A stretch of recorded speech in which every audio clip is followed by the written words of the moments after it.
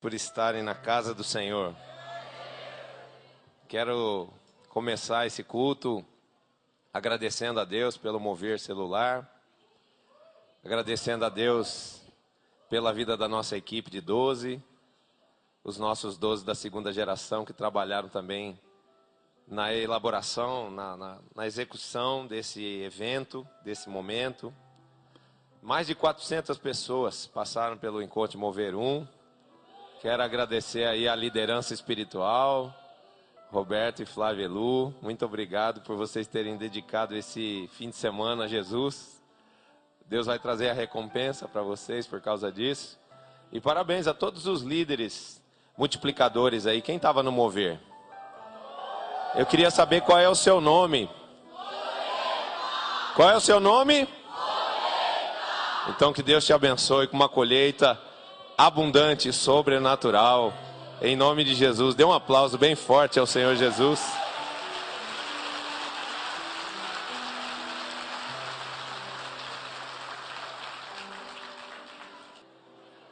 Então vamos lá. Enquanto eles estão subindo, eu preciso passar um relatório. Mas tire a bolsa da cadeira, tá? Que ainda tem gente que vai sentar nessa cadeira aí. Vou passar um relatório para vocês. Estivemos eu, pastor Roberto Williams e pastora Nádia, na semana passada, na cidade de Tel Aviv. Tivemos a alegria de poder, no primeiro mês do ano de 2012, já subir a Sião. E nós tivemos um convite de pastores messiânicos, pastores judeus que acreditam em Jesus, para estarmos ali com eles, ministrando a eles sobre a visão celular no modelo dos 12. Já há alguns anos a gente vem falando dessa visão para um dos pastores ali, que exerce uma certa liderança sobre outros pastores. E agora, quando nós estivemos em setembro em Israel, na festa dos tabernáculos, ele pediu que nós estivéssemos indo lá, porque ele ia organizar um seminário para os pastores de Israel conhecerem a visão. E nós fizemos lá uma conferência e tivemos 9 pastores participando desse momento. Eles ficaram muito impactados com tudo que viram, com tudo que ouviram, porque a nossa estratégia foi, em primeiro lugar, mostrar a visão dentro da palavra. A visão em células no modelo dos 12, ela é totalmente bíblica. Então, como eles são homens de Deus, eles são homens da palavra de Deus, eles entenderam que a visão é do Messias. Em segundo lugar, uma segunda parte da nossa estratégia foi dar o nosso testemunho e falarmos o que a visão fez na vida da igreja El Shaddai. Quando a visão chegou há pouco mais de 12 anos atrás, nós éramos uma igreja com 300 membros. Hoje nós somos um ministério de 15 igrejas com mais de 8.000 discípulos. Então a igreja nos fez crescer e multiplicar. Sem contar a qualidade de vida cristã, que mudou radicalmente, né? Porque antes nós éramos frágeis, nós éramos cristãos ainda muito sem visão, muito sem discernimento, com muito amor e com muito temor de Deus, mas frágeis espiritualmente. E quando a visão chegou, nós fomos fortalecidos, nós fomos avivados, e nós nos transformamos numa multidão de líderes. O que existe de mais maravilhoso na visão hoje é que todas as pessoas que fazem parte do nosso ministério estão sendo trabalhadas para serem futuros líderes. E quando a gente sabe que uma pessoa é formada como líder, ela passa a influenciar outras, ela passa a trazer muita gente para a presença de Deus. Um líder ungido pelo Espírito Santo, ele é usado por Deus para atrair muita gente à presença de Deus. E quando essas pessoas, essa multidão que ele traz, tem um contato com Jesus, a vida dessas pessoas todas muda. Então são muitas vidas, muitas famílias restauradas. A sorte de uma multidão é mudada segundo a vontade de Deus, que é boa, que é perfeita e que é agradável. É uma multidão de gente que muda de vida e muda para uma vida melhor. Então, foi isso que a gente fez, e a gente finalizou essa parte de testemunho, mostrando para eles, primeiro, a nossa igreja, né? Mostramos algumas imagens dos nossos últimos eventos de Fruto Fiel, no ginásio da Portuguesa. Então, para eles, que às vezes tem lá uma congregação de 50, no máximo 100 pessoas, ver um ginásio lotado com quase 3.000 pessoas é uma coisa impactante. E depois a gente mostrou também o congresso estadual, e eles puderam ver o Ibirapuera superlotado, e depois eles puderam ver o Fruto Fiel do Mir, onde 240.000 pessoas estavam gritando o nome de Yeshua. E alguns deles chegaram a perguntar, mas isso é uma igreja só? E nós dissemos, é uma igreja só. E Jesus no Brasil não está mudando só a vida da igreja, está mudando a vida da nação através da igreja. Então eles ficaram muito impressionados, e depois abriram o coração, mostrando todos os seus temores, passando todas as dúvidas que eles tinham, mas se humilharam, se submeteram, perguntaram num determinado momento, e o que a gente tem que fazer então? E eu me lembrei daquela passagem onde Pedro prega aos 3.000, e os judeus perguntam a ele, e o que faremos agora, irmãos? O que faremos, pois, irmãos, para receber isso aí que vocês estão oferecendo, né? E quando eles perguntaram o que a gente vai fazer, a gente disse para eles, agora o próximo passo é vocês irem para o encontro, porque o encontro é tremendo. Então eles fizeram uma promessa de que vão se organizar para formar uma agenda que seja compatível para todos, e até julho eles vão estar vindo ao Brasil para fazer o encontro com Deus, e eu queria que você estivesse orando por isso.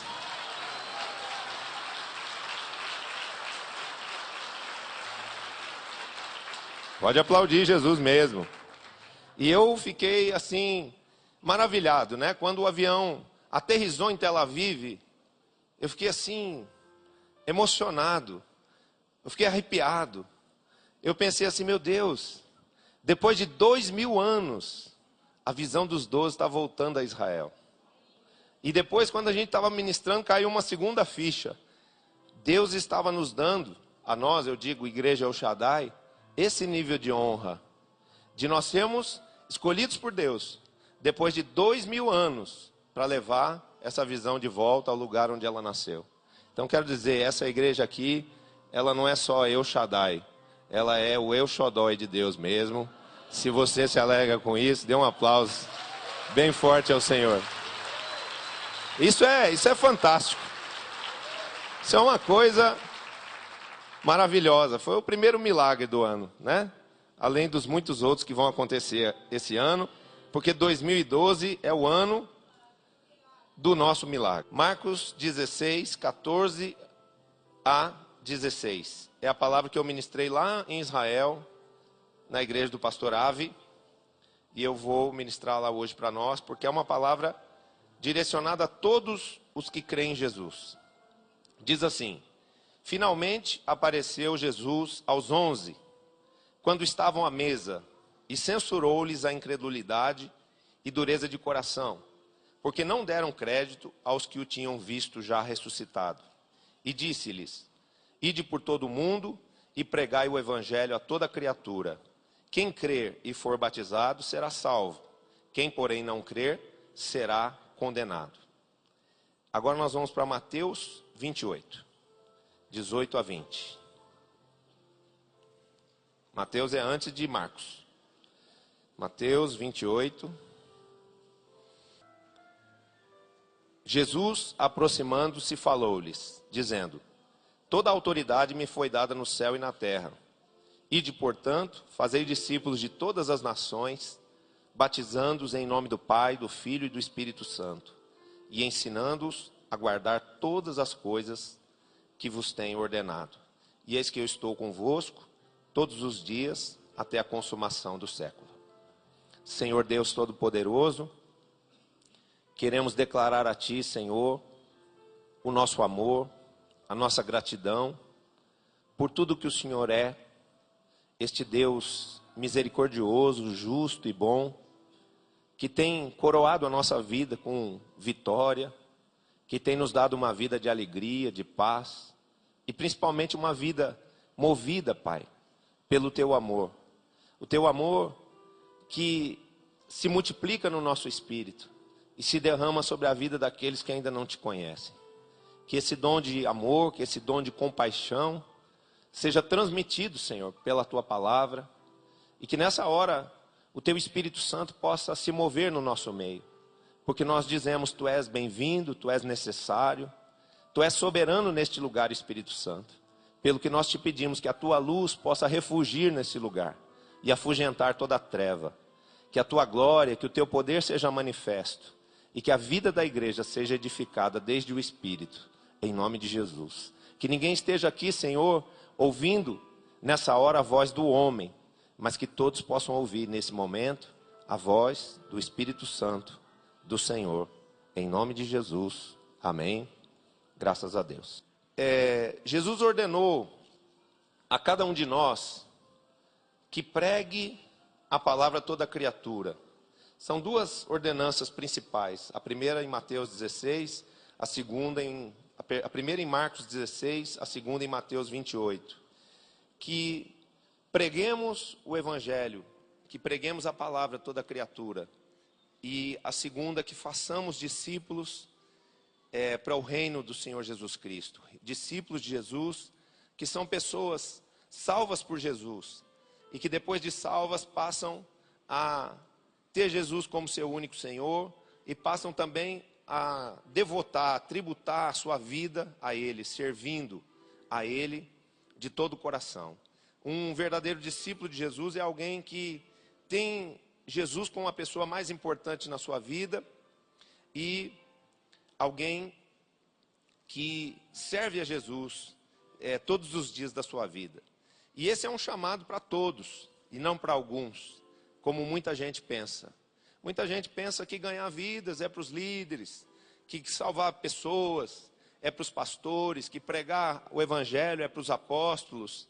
Mas, na verdade, quando Jesus salvou a mim e salvou a você, Ele deu a nós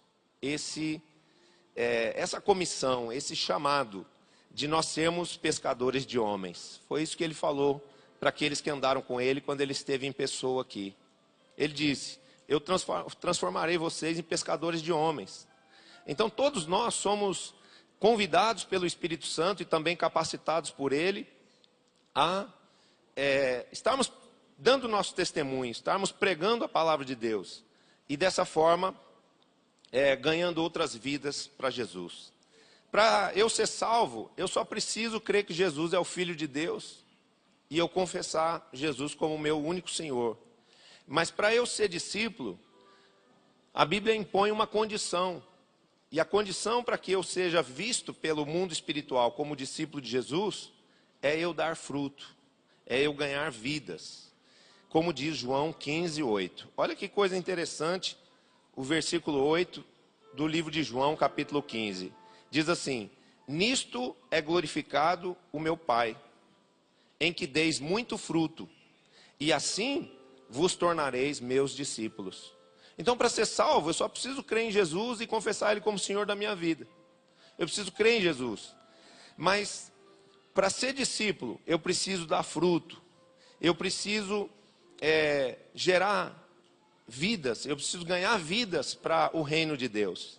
O que me confirma como verdadeiro discípulo do Senhor é o fato de eu ter discípulos. E se nesse dia você ainda não tem discípulos, primeiro Deus quer que você saiba que Ele quer te dar discípulos, que Ele quer que você faça discípulos, mas Ele também não quer que você se desespere por ainda não tê-los. Porque esse estudo aqui, essa palavra aqui que vai ser ministrada hoje, vai te ensinar a ganhar vidas, vai te dar passos que, se você trilhá-los, você vai conseguir fazer muitos discípulos para Jesus, você vai arrebanhar uma multidão para o reino de Deus. O primeiro aspecto de ganhar vidas é pedirmos a Deus a capacidade de amar. Amém? Sem amor é impossível pregar o Evangelho. O fundamento, o alicerce da pregação, do testemunhar de Jesus é o amor por vidas. É primeiramente o amor a Deus, porque a gente evangeliza, a gente ganha almas por amor a Jesus, por gratidão a Ele, mas a gente também nutre amor por aqueles que estão sofrendo. E sem amor é impossível fazer isso. E nesse aspecto, vale a pena não só pedir o amor, mas pedir todo o fruto do Espírito Santo. Porque o amor, dentro do fruto do Espírito Santo, que é amor, paz, alegria, bondade, benignidade, mansidão, fidelidade, domínio próprio, todas essas são características do fruto do Espírito Santo. São partes do fruto do Espírito Santo que começam a existir numa pessoa quando ela conhece Jesus e ela se deixa transformar por Jesus. E o amor, ele é o carro-chefe. O amor, ele é a locomotiva de amar a Deus. E ela começa a se alimentar do amor de Deus. Ela começa a viver o amor de Deus na vida dela. Ela começa a ser transformada. E começa a surgir nela a paz, a bondade, a benignidade, a mansidão, a fidelidade. Porque aquele que ama não busca contendas, então ele promove a paz. Aquele que ama aprende a esperar, então ele se torna longânimo. Aquele que ama não trai, ele não abandona, ele não vai embora, então ele se tornou fiel. Aquele que ama vai com certeza promover alegria e vai viver com alegria. Então o amor, ele é o vínculo da perfeição e ele vai produzindo em nós a consecução, o aparecer, o florescer de todo o fruto do Espírito Santo, que fala de um fruto que é gerado primeiro dentro de mim. É quando eu sou transformado à imagem e semelhança de Jesus, de dentro para fora. No momento em que essa transformação começa a acontecer, por exemplo, eu era bravo, eu era nervoso, eu era iracundo, e eu me torno uma pessoa mansa, as pessoas vão ver Jesus em mim.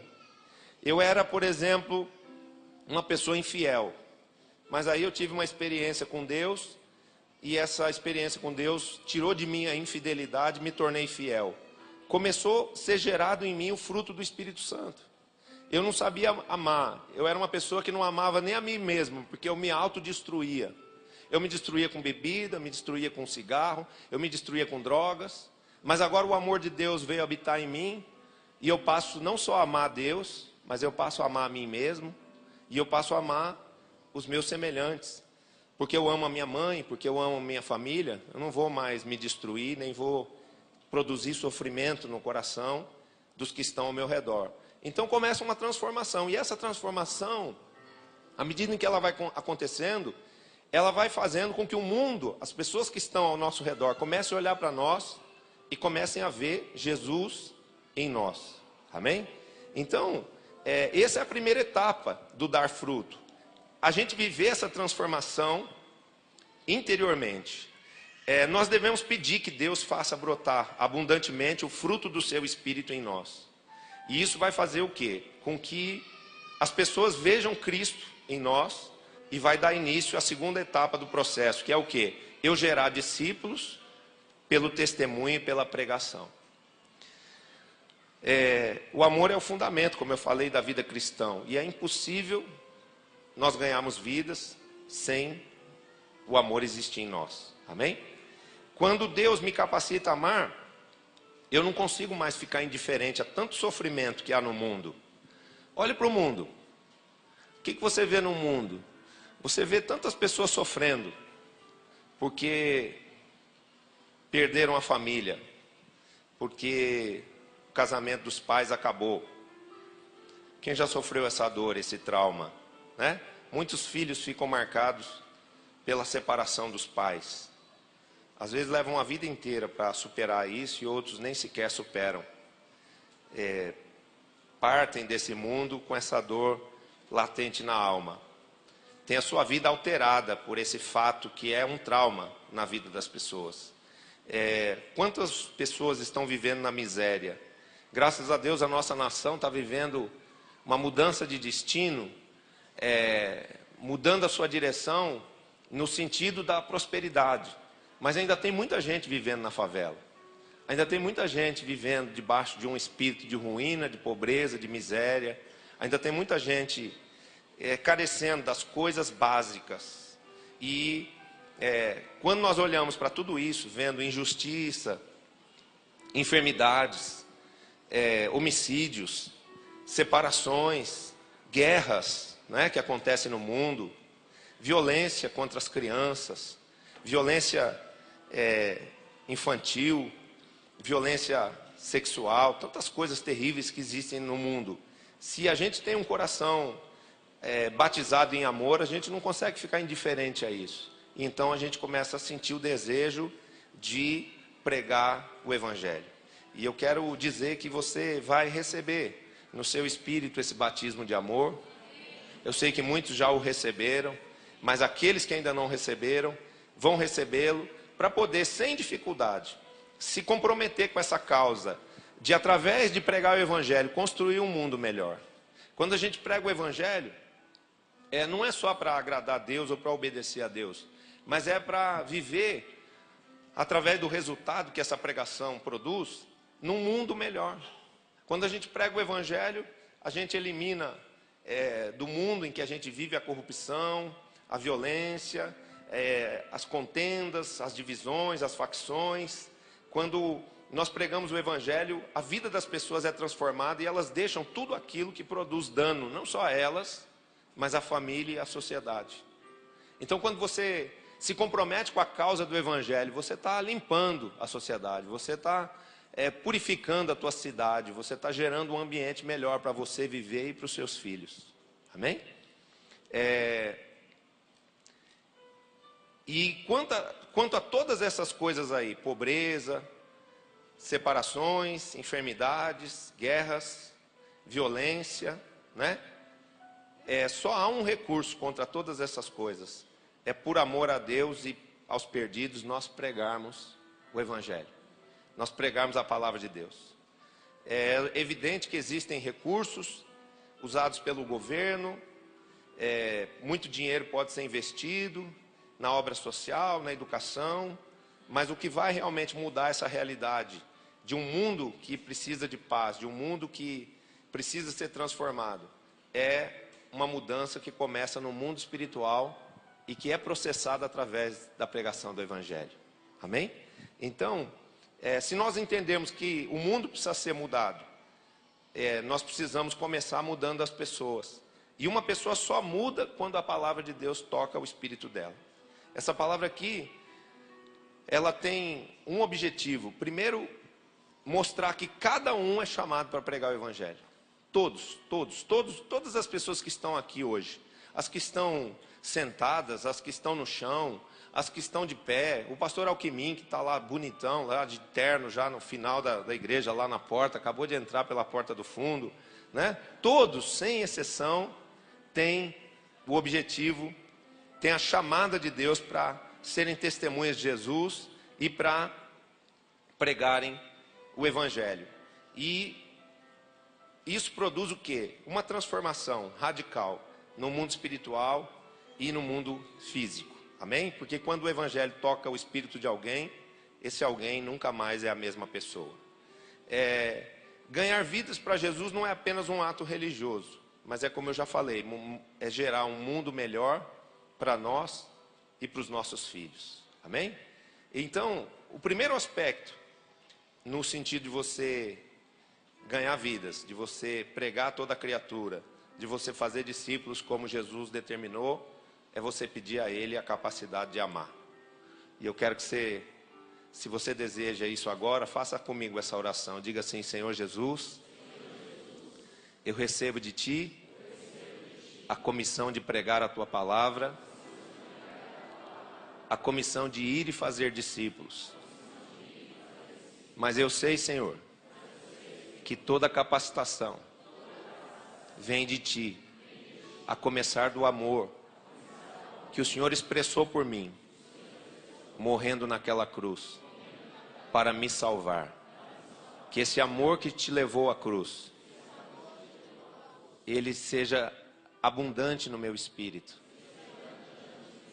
E num batismo de compaixão, eu seja mergulhado, para que jamais haja na minha vida indiferença à Tua vontade e indiferença à necessidade tão grande que há no mundo. Faz transbordar, Senhor, o Teu amor em mim, de forma que ele alcance a minha família, os meus amigos, os meus conhecidos e até mesmo aqueles que eu ainda não conheço. Em nome de Jesus. Amém. Seja cheio do amor de Deus, em nome de Jesus. Quer aplaudir o Senhor? Pode aplaudir. O segundo aspecto, tenha uma vida de santidade. Amém? O fundamento é o amor. Os pilares de uma vida espiritual, cumprindo a vontade de Deus, é a santidade. A santidade é o que me concede a unção do Espírito Santo. Quando eu vivo em santidade, o Espírito de Deus pode derramar sobre a minha vida o seu poder. Então, as pessoas a serem ganhas, as pessoas que estão no mundo e elas não conhecem Jesus ainda, elas têm os seus olhos, os seus ouvidos, a mente e o coração fechados pela influência do maligno. A palavra de Deus diz que o príncipe desse mundo, que é Satanás, ele cegou o entendimento dos incrédulos, das pessoas que estão ainda na incredulidade. E quando eu vivo em santidade, eu tenho sobre a minha vida uma unção.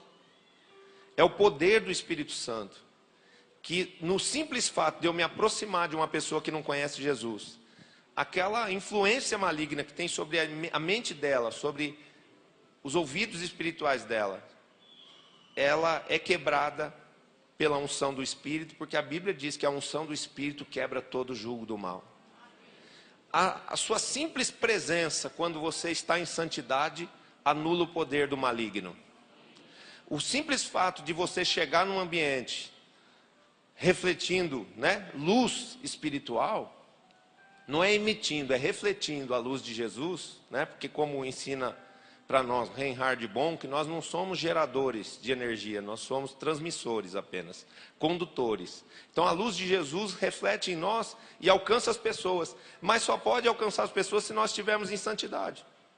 Porque se nós estivermos em pecado, a unção é perdida, a unção se perde, o poder se vai, o Espírito Santo fica impedido de agir através de uma pessoa que está em pecado. E se você vai em pecado falar com uma pessoa, a mente daquela pessoa permanece fechada. Mas se você for em santidade, a unção do Espírito que está sobre você vai quebrar o jugo do mal. E a palavra que vai sair dos seus lábios vai sair com poder e vai alcançar a vida dos que te ouvirem. Amém?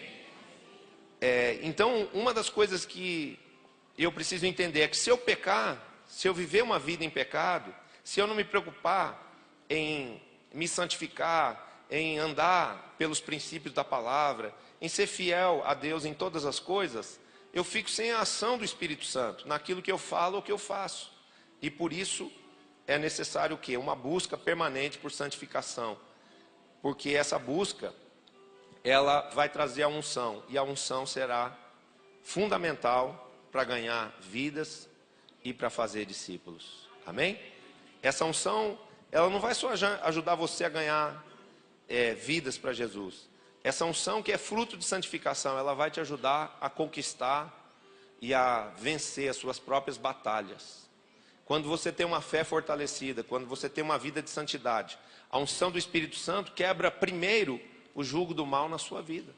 Então é importante você valorizar o fato de ser santo. É importante você buscar ser santo, porque a Bíblia diz: buscai a paz com todos e a santificação, sem a qual ninguém verá o Senhor. Quando a gente busca a santificação, nós vemos o Senhor. Na nossa vida cotidiana, nós vemos Deus nos dando graça, nos abrindo portas, nos dando livramentos, nos dando graça para falar com as pessoas. A ação de Deus, a operação do Espírito Santo realiza coisas que, humanamente falando, nós não conseguiríamos realizar. E tudo isso é fruto do quê? De uma vida de santidade. Então, quero que você repita comigo, diga: Senhor, quero te pedir, Senhor, que o Senhor remova da minha vida toda raiz de iniquidade, todo resquício do pecado, toda característica do velho homem seja removida pelo arrependimento, por uma busca contínua, por santificação, porque eu decido ser santo e te peço, Espírito Santo, me santifica, me converte, me transforma segundo a vontade do Pai, do Filho e do Espírito Santo, em nome de Jesus. Amém. Esse culto está sendo uma bênção. Você já está cheio do amor de Deus e já está num processo de santificação. Vai sair daqui mais santo hoje. Amém? Ponto número 3. Já está cheio de amor, cheio de santidade e unção. Vamos partir para a ação prática? Ponto número 3. Você está anotando aí? Anote aí, depois eu vou pôr no Twitter. Lute pelo seu primeiro discípulo. Tudo na vida da gente tem que ter objetivo. Nós temos que ter alvo. E às vezes a gente pode olhar a igreja porque ela está crescendo e está virando uma multidão e a gente acha que todo mundo está ganhando. Mas não é verdade isso. Tem alguns que estão ganhando muitos. E tem alguns que não ganharam ninguém ainda. Mas se você é um daqueles que não ganhou ninguém, fique tranquilo, porque Deus não desistiu de você não. A maior alegria de Deus, o maior regozijo do coração do Pai é ver você frutificando. Por isso que Ele te traz ao mover Ele prepara situações e condições para você ser liberado, ser desatado nessa coisa maravilhosa que é ganhar vidas. Amém? E para isso você precisa desejar isso no seu coração e colocar isso como uma meta na vida. Assim como você teve meta para terminar o curso primário e ir para o colegial, e depois do colegial para a faculdade, você precisa ter meta para ganhar vidas. Porque às vezes as pessoas têm metas. A minha meta é constituir uma família, minha meta é conseguir tal posição no trabalho. Mas no mundo espiritual, na vida ministerial, a gente também precisa ter essa meta de, atendendo à vontade de Deus, lutarmos para ganhar a nossa primeira vida. Até porque depois que a gente ganha a primeira, a gente não para mais de ganhar. Amém? Se Deus quer que eu dê muitos frutos, eu preciso começar ganhando o primeiro. Quando alguém gera o seu primeiro fruto, esse é um sinal da aprovação de Deus na vida daquela pessoa e também é um sinal da aprovação do ministério dela. Por quê? Porque é como se Deus abrisse o ventre espiritual de uma pessoa. É como uma mulher que pode ter dúvida se ela consegue ter filhos. Ela teve lá qualquer dificuldade, qualquer problema, qualquer limitação, mas de repente ela faz um tratamento, ela recebe uma oração e aquela aparência de que ela jamais teria filhos é substituída por um milagre de fecundidade. A gente está nesse ano debaixo de uma promessa de fecundidade espiritual e biológica. Quem não quer engravidar mais aí, tome cuidado. Mas quem quer, fique feliz. Né? Fique feliz. E que quem quer gerar frutos espirituais, quem quer gerar filhos espirituais, saiba que o vento está soprando a seu favor. O peixe está pulando dentro do barco. É verdade. É só você decidir cuidar desse peixe com amor. Né? Pegar o peixe, beijar. Olha lá o peixe. Olha quanto peixe. Dá uma olhada. Está aí para você já perceber que tem um cardume desse aí te esperando. Ó. São muitas vidas necessitadas de Jesus. Amém? E você, antes de pegar um cardume, pegue um. Porque a gente começa assim. Ganha o primeiro discípulo. E esse primeiro discípulo nos ajuda a ganhar o segundo. E esses dois juntos nos ajudam a ganhar uma multidão. Amém? Quando alguém gera o seu primeiro fruto, ele foi aprovado por Deus na vida espiritual e ele teve a aprovação de Deus no ministério também. E aí ele não para de ganhar mais vidas. Você deve se lembrar daquilo que eu gosto sempre de dizer, já repeti isso várias vezes, vou repetir mais uma. Há muita coisa boa em você. Por isso Deus quer te multiplicar. Amém? A melhor coisa que existe em você hoje é Jesus vivendo dentro do seu coração. Então, porque você tem em você o fruto do Espírito Santo, porque você é uma pessoa santa, porque você é uma pessoa que tem o caráter de Cristo, Deus quer que outras pessoas iguais a você existam no mundo. Isso é um discurso divino, diferente daquele que o mundo tinha a seu respeito, de que você não prestava, que você não era nada, que você não era ninguém, que você não servia para nada, que você era uma tranqueira.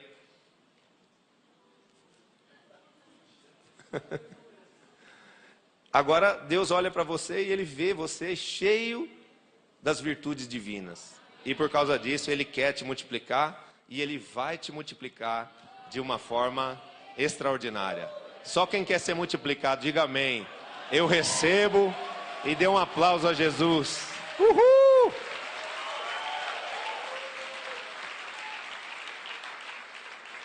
Então, praticamente falando, como aquelas pessoas inteligentes, que têm propósito na vida, que sabem fixar alvos, fixe a meta de ganhar uma vida. Como a gente fez o ano passado, era o ano do 1 mais 1. Esse ano é 1 mais 2. Né? E fixe esse objetivo. Uma das coisas que eu quero fazer esse ano, além de pagar minhas dívidas, encontrar meu eleito, comprar minha casa própria, eu quero também ganhar uma vida para Jesus. Quero ganhar a primeira vida para Jesus. Eu sei que tem muitos aqui que já ganharam a primeira, a segunda e até a terceira. Mas eu estou falando hoje com aqueles que ainda não ganharam. Porque o resumo dessa palavra aqui é que Deus quer que todos ganhem. Olha, escute bem o que eu vou te falar. Quando um pastor sonha em ganhar vidas, a igreja dele cresce. Mas quando a igreja inteira sonha em ganhar vidas, aquela igreja conquista uma cidade. E essa segunda cláusula aí é a nossa opção. Eu acredito que cada um aqui vai ser desatado nessa fecundidade espiritual e não vai ganhar uma vida só, vai ganhar muitas. Mas para ganhar muitas, precisa começar ganhando a primeira. Amém? É o momento espiritual onde Deus bota aquele selo de fecundidade em nós. Onde Deus remove a esterilidade que o pecado, que a vida no mundo trouxe para nós. E isso agrada muito o coração de Deus. E isso determina também que você já tem uma recompensa no céu. Porque quem ganha vidas, além de receber recompensa na terra, de muita alegria, ganha uma recompensa no céu. Recebe um galardão no céu. Então fixe a meta de ganhar a sua primeira vida. E comece a orar pela salvação de familiares, de amigos e até de estranhos. Enquanto você estiver orando e perseverando por isso, fique atento, porque Deus vai trazer a pessoa diante de você. Você vai chegar num ambiente de trabalho e vai ver uma pessoa chorando.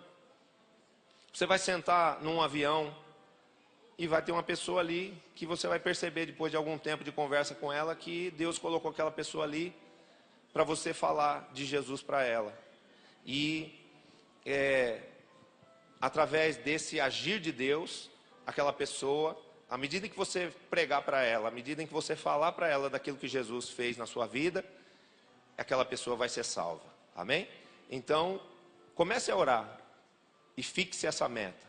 2012 está só no comecinho ainda, nós estamos no dia 5 do segundo mês. Dá muito tempo de você ganhar o seu primeiro discípulo, e até o seu segundo, e até o seu terceiro, e até o seu 12º, e o seu 144º.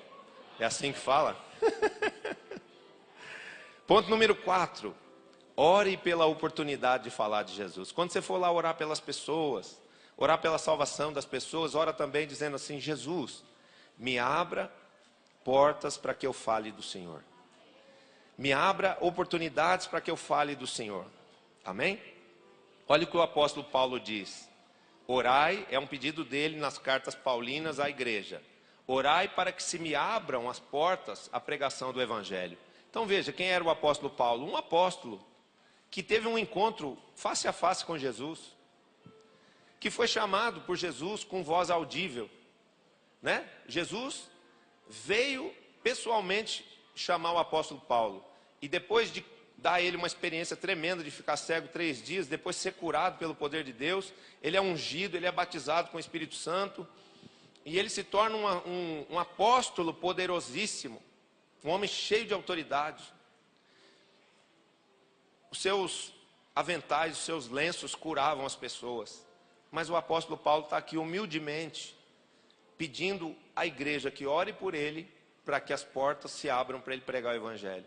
Então isso aqui é uma oração sábia, isso aqui é uma oração necessária, de que a gente esteja orando para que Deus nos dê oportunidades de falar de Jesus às pessoas. E quando nós oramos por isso, nós não precisamos mais fazer força, nem ficar escolhendo a quem pregar. Você não vai ficar pensando assim: ah, meu Deus, e agora? Para quem eu vou falar? Eu estou orando por tanta gente, mas para quem que eu falo? Será que eu falo para aquele ou será que eu falo para esse? Não. Quando você ora e fala assim: Senhor, me dá a oportunidade, Deus começa a trazer as pessoas diante de nós. E Ele é quem escolhe a quem é que nós vamos falar. E essas pessoas vêm quebrantadas, essas pessoas vêm abertas, essas pessoas vêm prontas para ouvir a palavra de Deus. Eu estava no avião indo para Tel Aviv e eu tive uma experiência muito forte. Eu contei um pouquinho isso aqui ontem no Mover, antes de ontem. Eu sentei do lado de um rapaz muito bem vestido, bonito, assim, inteligente, com a aparência de um rapaz fino. E conversando com ele, ele me contava da dificuldade que ele tinha tido para conseguir a passagem no avião. Porque o avião estava com overbooking, mais passageiros do que lugares no avião. E ele disse, eu tive que conseguir essa passagem porque eu estou indo para um velório, o velório da minha sogra. E eu falei, como você conseguiu a passagem? E aí, meu coração até acelerou quando ele disse, o meu marido trabalha nessa companhia. A gente sabe que existem pessoas no mundo que têm uma opção homossexual. E graças ao amor de Jesus, a gente consegue amar e respeitar essas pessoas. Mas a gente não pode negar que nos choca o espírito uma pessoa, mais precisamente um homem, dizer, o meu marido trabalha nessa companhia. Eu precisei até parar a conversa um pouquinho e ficar pensando, será que foi isso mesmo que eu ouvi?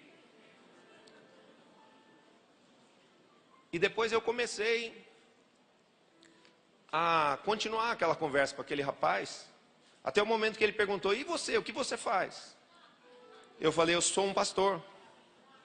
E eu hesitei também em responder para ele que eu era um pastor, porque eu pensei, ou a conversa vai parar aqui, ou então vai tomar um outro rumo o negócio. E graças a Deus tomou um outro rumo, que foi verificar que naquele moço, que se declarou espírita e homossexual, havia uma grande sede por Deus. E eu comecei a perceber que aquele rapaz é uma pessoa escolhida. Por causa dos pensamentos dele, por causa da maneira dele conversar e refletir sobre alguns aspectos da vida. Nós não podemos, queridos, para ganhar vida, sermos preconceituosos. Nós precisamos perceber que às vezes as pessoas estão vivendo em caminhos de morte, em caminhos de trevas, caminhos ruins, porque elas não tiveram outra opção. Porque talvez não tenha chegado alguém com amor para falar de Jesus para aquela pessoa. Ela só teve a oportunidade de ouvir de Allan Kardec. Então ela recebeu aquilo que deram para ela. Mas nós fomos chamados para, com amor e com unção, falar do amor de Jesus para essas pessoas. E nessa hora eu só pensei nisso. Eu falei, eu não posso sair daqui sem falar da verdade que eu conheço para esse rapaz. Porque se eu sair daqui sem falar disso para ele, eu vou me tornar corresponsável pela infelicidade desse moço e até pela morte espiritual dele. E aí o Espírito Santo começou a me incomodar, e eu espichei a conversa, e ele começou a gostar, e eu comecei a contar todo o meu testemunho para ele. Depois eu comecei a falar da igreja, e aí ele disse, mas você, que engraçado, você nem parece um pastor. Eu falei, por quê? Ah, porque se você fala de um jeito natural, você é uma pessoa comum, inteligente, bem-humorado. Eu falei, Jesus faz isso com a gente. Ele mudou muito a minha vida, e comecei a falar tudo que Deus tinha feito comigo, quanto sofrimento eu tinha passado antes de conhecer Jesus, e como hoje eu era uma pessoa feliz. E aí eu comecei a falar também das obras sociais da igreja, das coisas que a gente faz aqui, da forma como a gente vive como uma família. E aquele moço começou a dizer, isso é que é relacionamento com Deus. Isso que é religião. Olha, eu não acredito num processo de religiosidade, onde as pessoas só vão na igreja todo domingo, ou só vão em algum tipo de culto, de algum tipo de sessão espírita, mas elas não fazem nada pelo semelhante. Eu acredito nisso, nesse amor ao próximo, que você disse que a sua igreja vive. Quando eu voltar, eu posso ir na sua igreja? Eu falei, você é meu convidado de honra.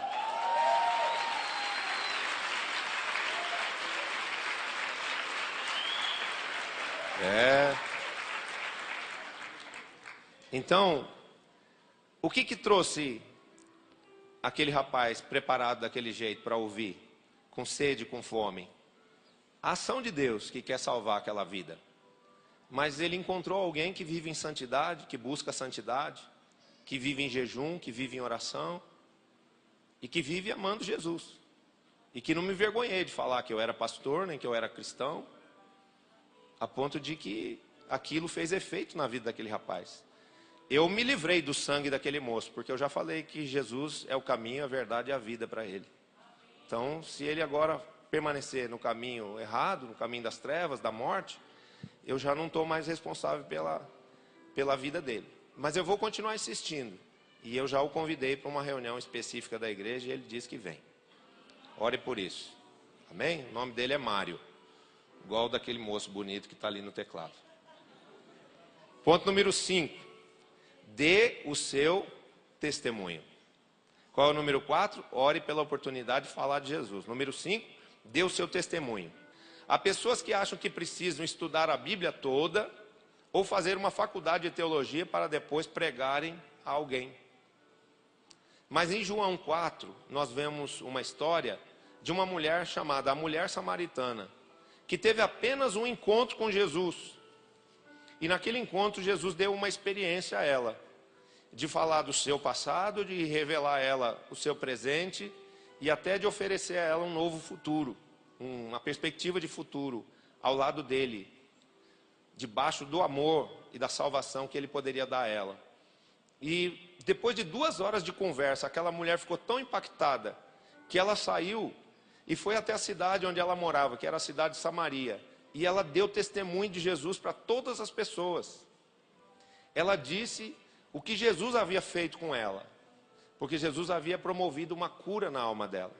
O simples fato de Jesus dar uma palavra de consolação, de amor para ela, curou as feridas de alma que ela tinha, por não ter sido até aquele momento uma pessoa que tivesse sido amada por ninguém. E o que aconteceu? À medida em que ela foi dando testemunho na cidade, ela trouxe uma multidão da cidade que veio e se colocou aos pés de Jesus para ouvir a palavra dele. E à medida em que eles ouviram Jesus falando, muitos deles se converteram a Jesus e foram por ele perdoados e salvos. Então eu pergunto para você, você tem uma experiência com Jesus? Jesus já fez algo por você? Jesus já fez algo na sua vida? Então, por mais simples que essa experiência seja, conte essa experiência para as pessoas. Não se vergonhe de falar que você conhece Jesus, nem que você teve uma experiência com ele, porque às vezes as pessoas acham que a simples experiência de ter recebido de Deus um emprego, ou de ter antes problema para dormir, e depois que conheceu a Jesus passou a dormir tranquilamente, acho que isso é uma coisa muito pequena. Mas às vezes essa pequena coisa, que na minha opinião é uma grande coisa que Jesus fez por você, porque tem gente que passa anos desempregado, porque está debaixo de uma maldição, e tem gente que não consegue dormir em paz a vida inteira. Se você recebeu um desses pequenos e tremendos milagres, basta você contar isso às pessoas, basta você falar na simplicidade do seu coração, na sua linguagem simples, o que Jesus fez por você, porque quando você der esse testemunho às pessoas, as pessoas vão crer e elas vão querer conhecer esse caminho. E quando você perceber que as pessoas demonstraram interesse ou impacto por aquilo que você disse, convide essas pessoas para estarem numa célula. É aquilo que Natanael fez, né? É aquilo que Filipe fez com Natanael. Ele falou de Jesus a Natanael. E depois Natanael, que era judeu, começou com muitas perguntas. E Filipe não se achou preparado para responder tantas perguntas. Ele disse, olha, eu ouvi e gostei. Então, eu te dou um conselho, eu te faço um convite. Vem comigo e vê. Quando você der seu testemunho para as pessoas, e você vê que a pessoa ficou interessada, ou que ela ficou impactada com aquilo que você contou, algumas vão chegar até a chorar, ouvindo seu testemunho, você convida ela para ir na sua célula. Você fala, eu quero te apresentar o meu líder. Vem comigo e conhece o meu apóstolo. E Deus vai tocar na vida dessa pessoa, porque ela é uma pessoa escolhida por Deus para ser salva. Amém? Ponto número 6, pregue a palavra, pois ela está em você. Jesus diz que a sua palavra permanece em nós. Quer ver como isso é verdade? Fala um versículo para mim, bem rápido, pastora Miriam. Há tempo para tudo, debaixo dos céus. Fala um versículo para mim. Fala um versículo para mim, Ayrton Kimura. O Senhor é meu pastor e nada me faltará. Então, ouça bem o que eu vou te dizer. A palavra de Deus está impressa no nosso espírito. E no momento em que nós necessitarmos dela, o Espírito Santo vai acessar esse arquivo interno que existe em nós. E vai tirar de lá a palavra específica, colocando essa palavra nos seus lábios. Amém? Tá cheio da palavra de Deus dentro de você. Você tem um arquivo, igual um computador. O computador tem um arquivo, cheio de informações ali.